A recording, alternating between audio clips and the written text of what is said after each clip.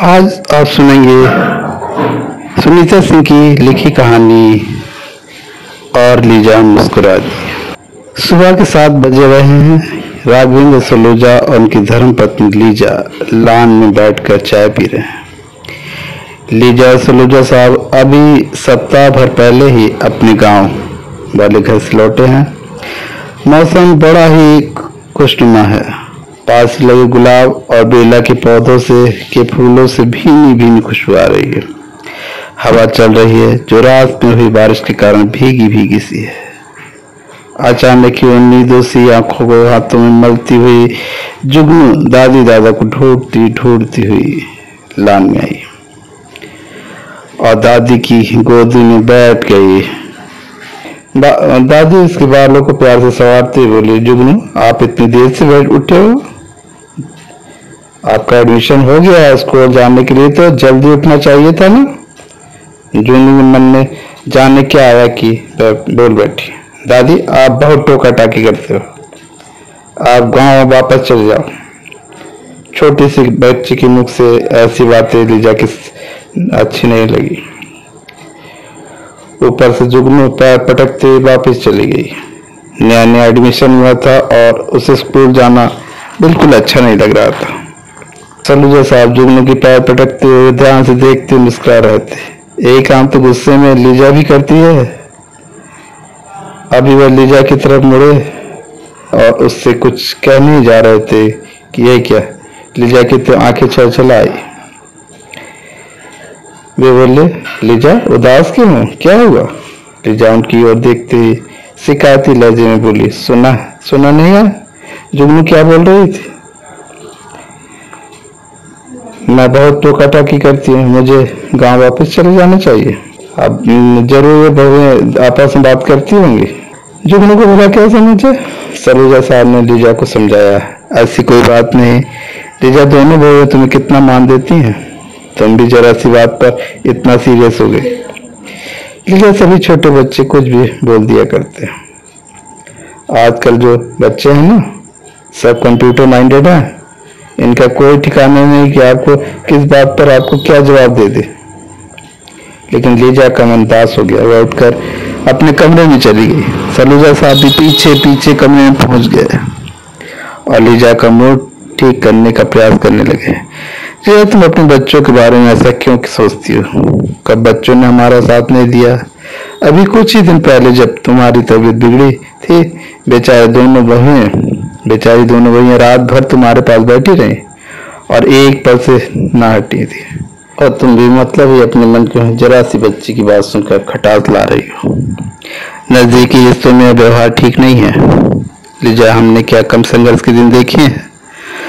और उतनी परेशानी में भी तुमने और बच्चों ने मुझे हताश नहीं होने दिया। और ये सब बातें करते हुए सलूजा साहब और लीजा अपनी पुरानी यादों में खो गए। जिस प्राइवेट कंपनी में काम करते थे वहाँ अच्छी सैलरी थी, घर का खर्च भी आराम से चल रहा था, 2 बेटे थे और जिंदगी हंसी खुशी बीत रही थी।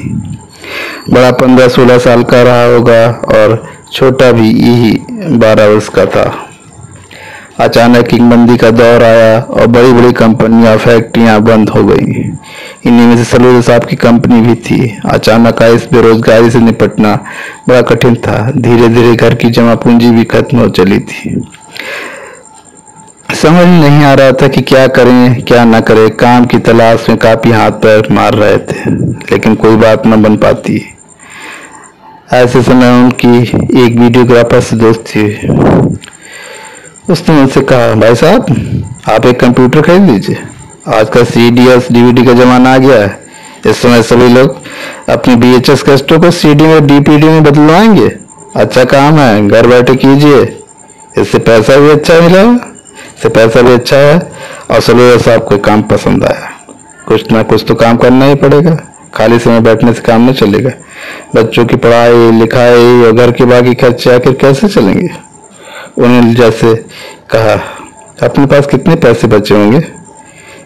इस समय तो लीजा एक एक पैसा बड़ी सोच समझ के खर्च कर रही थी। उसने कहा, यही कोई 5-6 हजार मुश्किल से हो पाएगा। इतने पैसे से कंप्यूटर भी आने से रहा। उन्होंने सोचा चलो अपने पिताजी से कुछ मदद ले ली जाएगी। पापा को लेटर लिखा तो जवाब आया कि बड़े भाई साहब मना कर रहे हैं, तुम और कोई काम देख लो। साहब को बहुत बुरा लगा, आखिर मुझे पापा के आगे हाथ फैलाने क्यों सूझी। जानता ही था कि बड़े भाई साहब को, पर अब क्या, अब आगे क्या। धीरे धीरे चाय की दुकान पर भी कुछ दोस्त बन गए थे। उन्हीं में से एक ने सुझाव दिया कि बैंक से लोन लेकर काम शुरू कर दें। बात जच गई और प्रयास करने पर किसी तरह ले दे की लोन भी मिल गया। कंप्यूटर घर पर आ गया और उन्हें वीडियोग्राफर मित्र की मदद से काम मिलने की शुरुआत भी हुई। कुछ नहीं से कुछ तो सही वाली स्थिति भी। अब सलूजा साहब भी काफी भाग दौड़ करके अपने बिजनेस को बढ़ाने का प्रयास कर रहे थे, लेकिन आमदनी अठन्नी, खर्चा रुपया, बच्चे बड़े हो रहे थे, स्कूल कॉलेज के खर्चे, घर के खर्चे किसी तरह चल रहे थे। बैंक की लोन की किस्त कभी जा पाती तो कभी ना जा पाती, ब्याज बढ़ने लगा और 25,000 का कर्जा 50,000 में बदल गया। लोन न कर पाने के कारण आरसी कट गई और जेल जाना पड़ा। बच्चे परेशान, हताश, ले जाकर रो रो के बुरा हाल हो गया। किसी तरह जमानत हुई, पापा तक बात पहुंची तो इस बार उन्होंने थोड़ी मदद की, जिससे बैंक का कर्जा चुका दिया गया और एक हाई एंड कैमरा खरीदा गया। पापा का जेल जाना बच्चों के लिए बहुत बड़ा सदमा था। अब वे लोग पढ़ाई के साथ साथ पापा के काम में हाथ बटाते। सबकी मेहनत रंग लाई और बिजनेस चलने लगा और खर्च और समय बदलते दौर के साथ 1 से 2, 2 से 4 कैमरे आते गए। 3000, 9000, NX100, NX200, कई अनगिनत कैमरे, जो जाने कौन कौन से कैमरे से लेकर ड्रोन कैमरे तक सफर वीडियोग्राफी और फोटोग्राफी ने तय किया। सलूजा साहब और लीजा की जिंदगी भी बदलती चली गई। छोटा सा घर बड़ा और आलीशान हो गया। घर में बड़े और छोटे बेटे की अपनी अपनी कार आ गई। बड़े बेटे अभिनव की शादी हो गई और बहू राशि आ गई।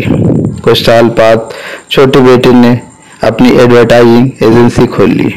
उसका भी बिजनेस बहुत बढ़ गया। उसकी भी शादी हो गई। दोनों बेटे मम्मी पापा का बहुत ख्याल रखते। सलूजा साहब और लीजा को उनसे कोई शिकायत न थी, लेकिन सास और बहू के बीच छोटी मोटी बात पर कोई तकरार हो ही जाती। कहते हैं ना कि 4 बर्तन होंगे तो खड़केंगे। तो लीजा अपना मूड बदलने के लिए गांव वाले घर चली जाती। अभी सलूजा साहब अभी पुरानी यादों में खोए हुए थे कि जुगनू दौड़ते दादी के पास आई और दादी से लिपट गई और उसके पीछे पीछे अभिनव दौड़ कर आए जुगनू को पकड़ने और बोले, मम्मी आप इसे छोड़ दीजिए, ये बहुत शैतान हो गई। देखिए मेरा सारा सामान फैलाकर भाग आई है। आज इसकी बहुत पिटाई करूंगा मैं। लीजा ने जुगनू गोद में उठाकर कहा, तुम कौन होते हो जी मेरी पोती को मानने वाले? चलो भागो यहाँ से। और जुगनू दादी गोद में बैठकर प्यार से दादी को चूमे जा रही थी और लीजा सारा गिला शिकवा भूलकर मुस्कुरा दी। अब सलूजा साहब की आंखों में संतोष की झलक थी। बस इतनी सी थी कहानी सुनीता सिंह की और लीजा मुस्कुरा दी।